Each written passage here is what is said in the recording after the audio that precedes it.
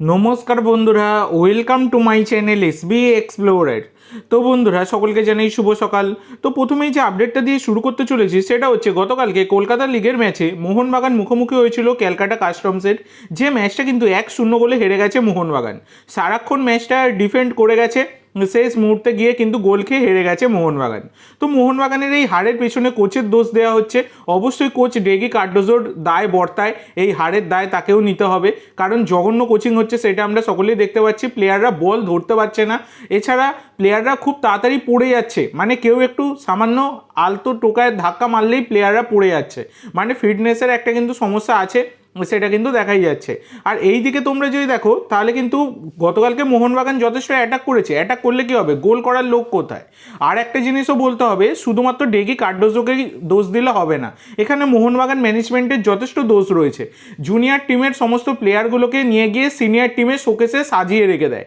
তোমরা সকলেই দেখতে পাচ্ছ সুয়েল ভাট কটা ম্যাচ খেলে সিনিয়র টিমের হয়ে, তাকে কেন জুনিয়র টিমে খেলাচ্ছে না? প্লেয়ারদেরকে বসিয়ে রাখলে কি তারা তৈরি হয়ে যাবে? শুধু প্র্যাকটিস করলেই কি প্লেয়াররা তৈরি হবে? অভিষেক সূর্যবংশী কটা ম্যাচে সুযোগ পায়?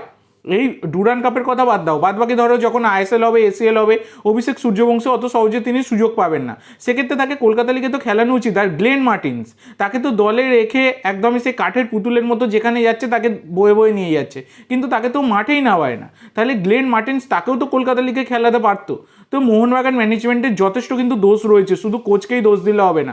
গত সিজনে তোমরা দেখেছো সৌরভ ভানুয়ালাকে কিন্তু জুনিয়র টিমের জন্য নেওয়া হয়, তারপর আনোয়ার চলে যাওয়ার জন্য জুনিয়র টিম থেকে তাকে সিনিয়র টিমে নিয়ে যাওয়া হয়। কটা ম্যাচ খেলেছে সৌরভ ভানুয়ালা, কিন্তু ম্যাক্সিমাম টাইম তাকে বসিয়েই রাখা হয়েছে, কিন্তু এদিকে জুনিয়র টিমেও তাকে খেলতে দেওয়া হয়নি। তো কলকাতা লিগের কোনো গুরুত্বই দিচ্ছে না মোহনবাগান, সেটা কিন্তু দেখা যাচ্ছে। সে কলকাতা লিগের অবস্থা যেমনই হোক না কেন, মোহনবাগানের এই যে ফলাফলগুলো হচ্ছে, এগুলো কিন্তু মোহনবাগান সমর্থকদের যথেষ্ট খারাপ লাগছে। এই মানে ফলাফলগুলো দেখে, এই ম্যাচের রেজাল্ট দেখে, এই হার দেখে। তো সেক্ষেত্রে সমর্থকদের কথা ভেবে অন্তত মোহনবাগান ম্যানেজমেন্টের ভালো কিছু করা উচিত। তো এই বিষয়ে তোমাদের কি মতামত অবশ্যই সকলে কমেন্ট করে জানাতে ভুলো না। তো পরবর্তী যে আপডেটটা তোমাদেরকে দেবো সেটা হচ্ছে গতকালকেই সকালের ভিডিওতে তোমাদের জানিয়েছিলাম যে এআইএফএফ আর এফএসডিএল গতকালকেও আবার মিটিংয়ে তারা বসতে চলেছে। সেই রকমই তারা কিন্তু মিটিংয়ে বসেছিল, এবং যে মিটিংটা কিন্তু প্রায় 5 ঘন্টা ধরে চলেছে, এই রকমই কিন্তু খবর পাওয়া গেছে বড়িয়া মজুমদারের তরফ থেকে। আর আরেকটা সবথেকে বড় জিনিস যেটা বেরিয়ে এসছে সেটা হচ্ছে এআইএফএফ আর এফএসডিএল তারা দুজনেই কিন্তু প্রিন্সিপাল এগ্রি করে গেছে। তো আজকে কিন্তু সুপ্রিম কোর্টে এই বিষয়টা নিয়েও শুনানি হবে, হিয়ারিং হবে। আজকে 28 তারিখ, তোমরা সকলেই জানো। তো এই হিয়ারিংয়ে কিন্তু অনেক কিছু পরিষ্কার হয়ে যাবে। তো এটা এখন দেখার বিষয় আজকে এই হিয়ারিংয়ের পর কি আপডেট আসে। তো শোনা গিয়েছিল দুপুর 1:15-র সময় কিন্তু হিয়ারিং হতে পারে। তো দেখা যাক, হিয়ারিংয়ের খবর পেলেই আমি অবশ্যই তোমাদের সাথে শেয়ার করে দেবো। তোমরা এই নিয়ে চিন্তা করার কোনো রকম দরকার নেই। তো পরের আপডেটে যাওয়ার আগে তোমাদের সকলের কাছে আমার একটাই অনুরোধ, যারা চ্যানেলে প্রথমবার এসেছো অবশ্যই সকলে একটা করে সাবস্ক্রাইব করে দিয়ে আমাদের সাথে যুক্ত হয়ে যেও। সাবস্ক্রাইব করা যেহেতু একদমই ফ্রি, তাই অবশ্যই সকলে একটা করে সাবস্ক্রাইব করে দিতে ভুলো না। এছাড়া টেলিগ্রাম চ্যানেলটাও ফলো করে রাখো, সেখানেও কিন্তু লাইভের বিষয়বস্তু নানান কিছু শেয়ার করা হয়। টেলিগ্রাম চ্যানেলের লিঙ্ক দেখো ডিসক্রিপশন বক্সে দেওয়া রয়েছে। তো এর পরবর্তী যে আপডেটটা তোমাদের সাথে শেয়ার করতে চলেছি সেটা হচ্ছে, এবার কিন্তু তিনি একটা বড় মন্তব্য করলেন। তো এর কিছুদিন আগেই তিনি একা একা অনুশীলন করা নিয়ে আইএসএলকে নিয়ে একটা বিস্ফোরক মন্তব্য, মানে ইঙ্গিতপূর্ণ মন্তব্য তিনি করেছিলেন। তো বর্তমানে দাঁড়িয়ে গতকালকে তার সোশ্যাল মিডিয়ায় তিনি একটা পোস্ট করেছেন এই রকম লিখে, ওয়েটিং ফর টুমরো, মানে আজকের জন্য তিনি অপেক্ষা করছেন, এই রকম কিন্তু তিনি একটা জানিয়েছেন। মানে আজকে যে সুপ্রিম কোর্টে হিয়ারিং রয়েছে তার ওপর মানে নজর কিন্তু সমস্ত ভারতীয় ফুটবলাররা যেমন নজর দিয়ে রয়েছে, তেমনি বিদেশিরাও যারা আইএসএলের সাথে যুক্ত, যারা আইএসএলে এখনও কন্টিনিউ করবার জন্য দলের সাথে যুক্ত রয়েছেন, তারাও কিন্তু নজর দিচ্ছে। তো সেক্ষেত্রে তিরিরও কিন্তু নজর রয়েছে এই আজকের এই শুনানির দিকে।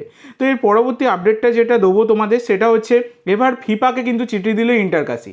তো ব্যাপারটা হচ্ছে, ইন্টারকাসিকে সিএএস তারা কিন্তু আই লিগ চ্যাম্পিয়ন ঘোষণা করে দিয়েছে, কিন্তু আই লিগ চ্যাম্পিয়ন হওয়ার সুবাদে ইন্টারকাসি তাদের চ্যাম্পিয়নের 1 কোটি টাকা পাওয়ার কথা, আর এদিকে চ্যাম্পিয়ন ট্রফিটা পাওয়ার কথা। কিন্তু সেই চ্যাম্পিয়ন ট্রফি আর 1 কোটি টাকা সেটা তো এআইএফএফ আগে ভাগেই তুলে দিয়েছিল চার্চিল ব্রাদার্সের হাতে। এবার চার্চিল ব্রাদার্সের যে ওনার আলেমাউ চার্চিল, তিনি কিন্তু সেটা ফেরতই দিতে চাইছেন না।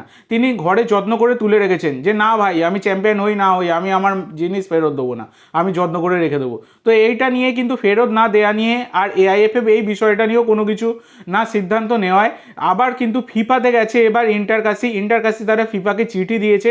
তো এআইএফএফ এমনই কিছু কাজকর্ম করছে যে নিজেদের মুখ নিজেরাই পোড়াচ্ছে, সেটা কিন্তু দেখাই যাচ্ছে। তো দেখা যাক এবার ফিফা কি রায় দেয়।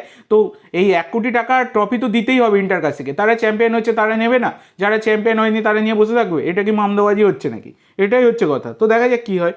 তো এর পরবর্তী যে আপডেটটা তোমাদের দিতে চলেছি সেটা হচ্ছে এবার কিন্তু একটা বড় খবর বেরিয়ে আসছে। গতকালকেই তোমাদেরকে জানিয়েছিলাম যে এআইএফএফকে কিন্তু 30শে অক্টোবর অবধি ডেডলাইন বেঁধে দিয়েছে ফিফা এবং এএফসি। তারা কিন্তু যৌথ উদ্যোগে চিঠি দিয়ে 30শে অক্টোবরের মধ্যে নিউ কনস্টিটিউশন কিন্তু তৈরি করার তারা একটা জিনিস জানিয়েছে যে যদি না নিউ কনস্টিটিউশন হয় 30শে অক্টোবরের মধ্যে, তাহলে কিন্তু ফিফার ব্যান খাবে আমাদের ভারত, মানে এআইএফএফ খাবে। তো এই ফিফা ব্যানের কি প্রভাব পড়তে পারে আমাদের ভারতীয় ফুটবলে? তো তোমাদের বলে দিই, মারাত্মক প্রভাব পড়তে পারে। কারণ মোহনবাগান আর এদিকে এফসি গোয়া তারা ACL 2 খেলবে, তোমরা সকলেই জানো। আর ইস্ট বেঙ্গলের মহিলা দল তারাও কিন্তু এফসি খেলছে।